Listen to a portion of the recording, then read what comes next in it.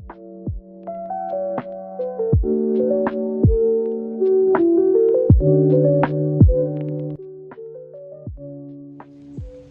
බලන්න මේ අපේ දෙලුම් ගහේ දෙලුම් සත්තු කනවා. ලේන්නුන්ගෙන් කරදරේ බේර ගන්න බෑ.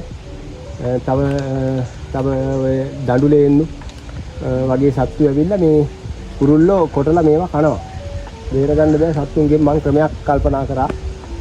මේ වගේ පළතුරු වලට මේ ප්ලාස්ටික් අහක දාන ප්ලාස්ටික් බෝතල් කපලා මේ විදිහට දාලා තියන්න පුළුවන්. බලන්න මම එකක් දානවා. මේ තියෙන්නේ මේ පොඩි දෙලුම් ගෙඩියක් තාම ඔතු වෙලා නැහැ. මේක මම දාන්න යන්නේ මේ අත්ත කඩලා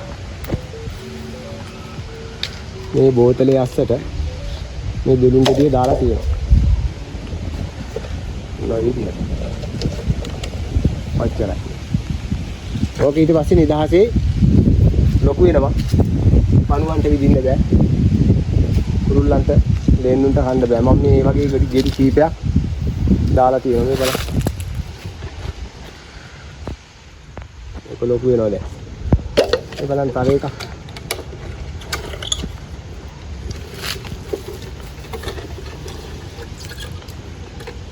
ඒක දැන් නම් හොඳටම ලොකු වෙලා තියෙනවා.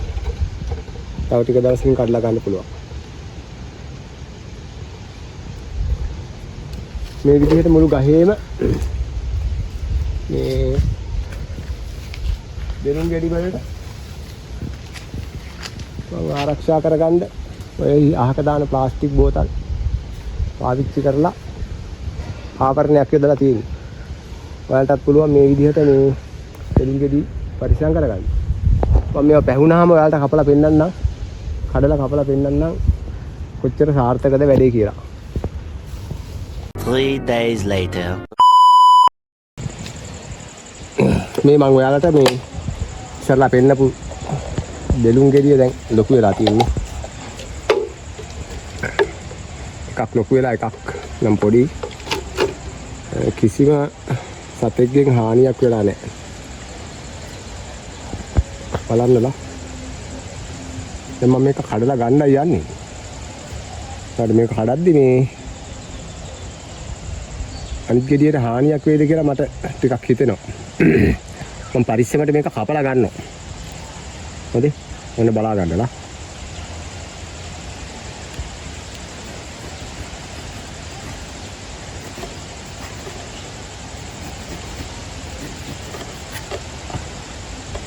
අර ගෙඩිය දැන් ආපහු මේ බෝතලයට දාලා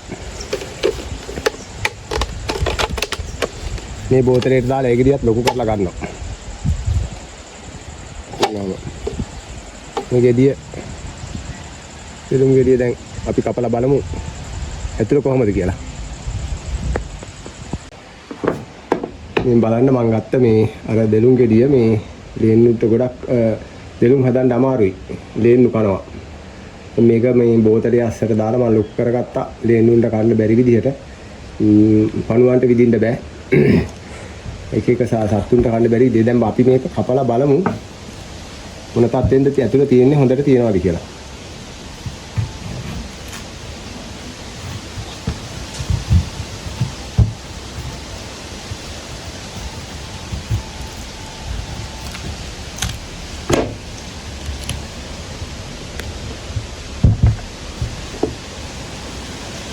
එතකොට මේ කණුවෙක්වත් ඉදලා නැහැ මේ බලන්න. තවත් ටිකක් සමහරට පස්ස ගන්නත් තිබුණා. මම මේ කපලා ගත්තා මේ මට හිතෙන විදිහට තව මේක ටිකක් පස්ස ගන්න තිබුණා. එහෙනම් මදි වගේ ගතියක් තියෙනවා. හොඳයි එහෙනම් ඔයාලටත් දෙලුම් අඹ වගේ පළතුරු මේ විදිහට සත්තුන්ගෙන් පණුවන්ගෙන් මැස්සන්ගෙන් බේරගෙන ලොකු කරගන්න පුළුවන්. ඔයාලත් උත්සාහ කරලා බලන්න.